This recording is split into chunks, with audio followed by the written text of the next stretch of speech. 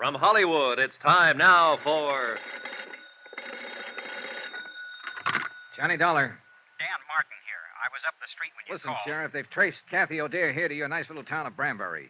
Who has? Nick Shurn's boys. One of them, a trigger man named Benny Stark, came out to the Sawmill Hill a few minutes ago. I traded a couple of shots with him, but he got away in a car.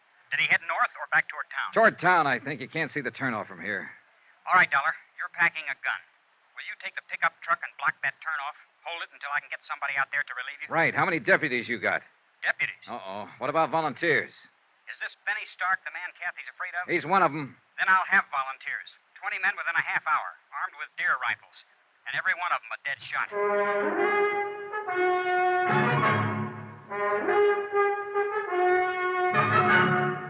Tonight and every weekday night, Bob Bailey in the transcribed adventures of the man with the action-packed expense account, America's fabulous freelance insurance investigator. Yours truly, Johnny Dollar.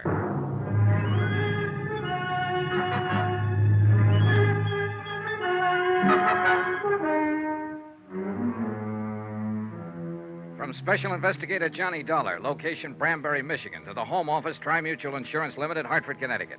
Assignment, the Nick Shurn matter. Expense account continued.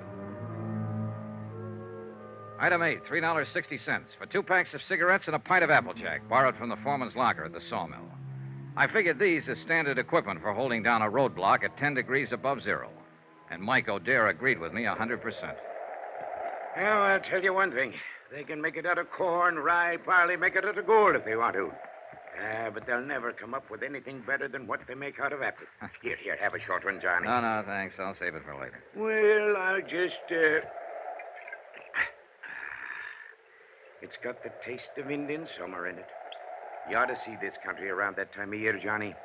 Breaks your heart, it's so beautiful. Well, it's beautiful now with the snow on. And it would be more so if there wasn't a killer running loose in it. Johnny, I want to ask you something about my daughter. And I want you to answer me honest. All right. It's no use trying to fool you. She's here, all right. I know. But she hasn't told me what it was that happened in New York. What she ran away from. And somehow I figured it was just as well not to ask her. Your sheriff, Dan Martin, said practically the same thing. Dan's been in love with Kathy since he was 12 years old. He's a good man. Solid. So I figured. Anyway, she was scared. Scared half to death. And she'd come home for help, so we tried to help her. What was it you wanted to ask me, Mr. O'Dare? You mentioned a murder case, Johnny. You didn't give any of the details, just said that Kathy was a witness. Is she mixed up in this murder? And you wanted an honest answer. All right, I'm not sure. I see. That's why I wanted to talk to her, get her story, the truth. I realized from the start she might be guilty. I don't think so, but it's a possibility. You may as well know about it. I guess you realize it wouldn't make any difference. Not to me or to Dan. Oh, yeah, I figured. In other words, you're with me as long as I'm trying to protect her. But you'll fight me if I find reason to think she's guilty. That's about it, Johnny. Well, at least we know where we stand. And I hope it won't come to... What's the matter? Car coming. Light on the trees there at the bend. Yeah. Do you suppose maybe... Probably not, but you can't tell. Better get behind the truck just in case. You'll have to shift into low to edge past us. And let me get that spotlight on. I guess I'll just have another quick one. That wind cuts right through your bones. It's a dark-colored sedan. It might be him. Funny. I'd been hoping for 2 months that Kathy'd come home for Christmas. And I didn't figure I'd be out here in the woods, hiding behind a truck, waiting to shoot it out with somebody that wanted to kill her. It's a crazy world. Keep your head down, Mr. O'Dare. Yeah. Just the driver by himself, wearing a dark hat. I don't know. You know, that kind of looks like... Huh? By golly, it is. What? That's Ted Perkins, all right. No doubt about it. And All right, you better wave him out past. He probably thinks we need help. It's all right, Ted. It's Mike O'Dare. Go ahead. We don't need anything. Yeah, we're all right. Thanks anyway. Well, there's one thing about people around here. They mind their own business and don't ask no questions. And they don't answer them often either. How's that Applejack holding out?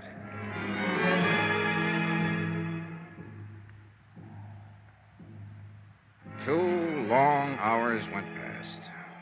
Only 3 cars came out from the village. And each time a long moment of tension while we waited to identify the occupants. But all of them were townspeople. Benny didn't show. One truck came down the logging road from the back hills loaded with dwarf spruce and fir. Peace on earth, goodwill toward men. We were waiting for an assassin, but the truck only carried Christmas trees. The night was crystal clear with bright stars hanging low in the blackness, but it kept turning colder and colder until even the Applejack didn't help much. And the wind, too, changed gradually and blew fitful and gusty and strange. It's going to storm. Come a blizzard, maybe. Not tonight. Tomorrow sometime or tomorrow night. I know this country. Know the signs. There's an odd feeling in the air, all right. There's an even odder one in my leg.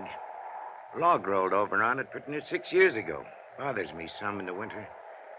It's a lot worse, though, right before the storm. Well, that's kind of a handy thing to have.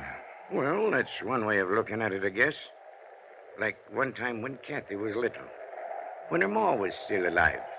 God rest her soul. We had a big measles epidemic here in Branbury, and every night Kathy used to add a line to her prayers. She'd say, "And please let me catch the measles so I can stay out of school like the other kids." Now she's wanted as a witness in a murder case. And somebody's prowling out there in the dark trying to find her and kill her. Little Kathy, who never harmed anybody in her whole life. Some things just don't make sense, Johnny. Some things never have. There was another time once when men like Benny were prowling in the dark, trying to find a little child and kill him. And he hadn't harmed anybody either. That was nearly 2,000 years ago. Yeah, so it was. I like you, Johnny. Kathy'll like you, too, and little Jill. Oh, now there's a pair for you. That kid looks more like her mother did at her age. Another car coming, Mr. O'Dare. Yeah, so there is. And this just might be the one. Maybe. I sure wish that Applejack hadn't run out.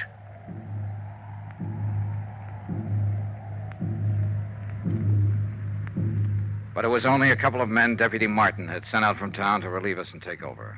Big men, calm and quiet, wearing plaid mackinaws and heavy-laced boots and carrying Winchester 94s over their arms. They told us Benny Stark had been seen. He'd come up from the west, driven onto one of the roadblocks unexpectedly. In a flurry of shots, he'd broken through. The men couldn't understand his persistence. They thought he'd run for it, get out of the area once his presence was known. I didn't bother to explain, to put him straight, but I knew Benny had never run, not now. He was a trigger man, a professional killer with a reputation at stake. And he had his orders to silence Kathy O'Dare. A half hour later, we were back in town, turning into the main street around the village square. Strings of colored lights on a tall pine in the center of the square blinked and sparkled as they swayed in the wind. Around 100 cars and trucks were parked in the street and in the lot behind the town hall. And the sound of singing drifted out from inside. They're practicing carols and things for the big doings on Christmas Eve. Ain't it beautiful? The men at the roadblock had given a description of Benny's car and the license number. It was just barely possible. Got something in mind, Johnny? Yeah, let's take a look through those parked cars. I don't know. If it was me, I sure wouldn't be hanging around here. I'd stick to the tall timber. Yeah, but you're not a city boy, Mike. Tall timber is foreign soil to Benny. He's only comfortable when he's close to a crowd. He the fellow that's supposed to have done that murder? No, it was the man he works for, a cafe owner, ex-gangster, a man named Nick Shurn. Let's check that lot around at the side. I don't think he'd show here in front. He'd be taking a big chance showing anywhere. In a town this size, people know each other. It's his job to take chances. And he probably doesn't realize... Wait a minute. That sedan against the building with the side window broken. 7, 8, 2, 1. That's his car, Johnny. Yeah, wait here. I eased my gun out of the holster and started toward the car. There were no lights in the lot, only the soft glow reflected from the packed snow underfoot. And the car itself stood in the dark shadows next to the building. I couldn't see whether anyone was in it or not. The singing seemed to swell louder as I approached. I moved slowly, watching for any sudden movement. The car was empty.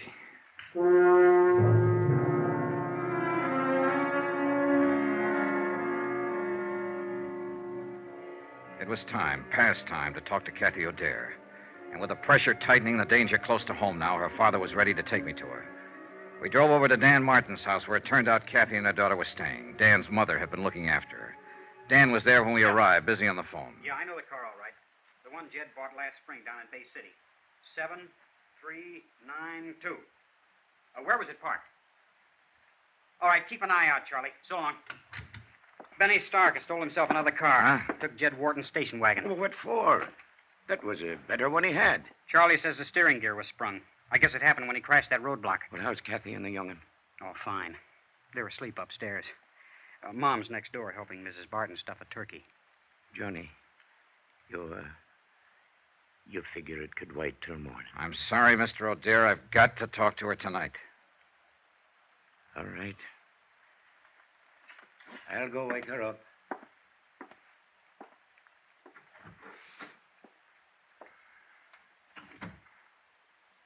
Mr. Dollar, no matter what she's done, don't hurt her any more than you have to.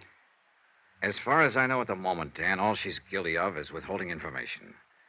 And most people would have done the same thing. Nick Shurn's a rough boy to tangle with. She was scared, that's all. Lost her head. She never did belong in a city. She belongs right here in Branbury. This is her kind of life. Why did she leave? Well, we argued one day, and she said she'd show me. So she ran off and married that fellow. He treated her bad. Finally left her. But she was too proud to come back. She wouldn't have come back now if she hadn't have been so scared. Well, maybe it'll work out now. She ought to stay. Her kid ought to grow up here. Learn the outdoors and the woods like Kathy used to know it. Why, she roamed through those hills like a young Indian. Knew every trail in that forest. Every timber camp and trapper's cabin from here to the ridge. I remember one time the two of us were up toward... Dan! What's the matter? What is it, Mr. O'Dare? You said Jill and Kathy were asleep upstairs. Ain't that what you said, Dan? Of course that's what I... Mike. What's happened? They're not up there. They're not up there or anywhere else in the house. They're gone.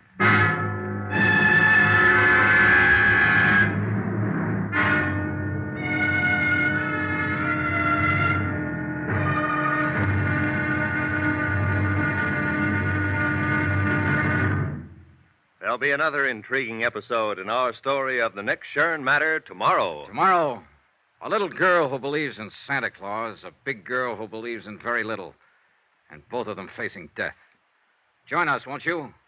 Yours truly, Johnny Dollar.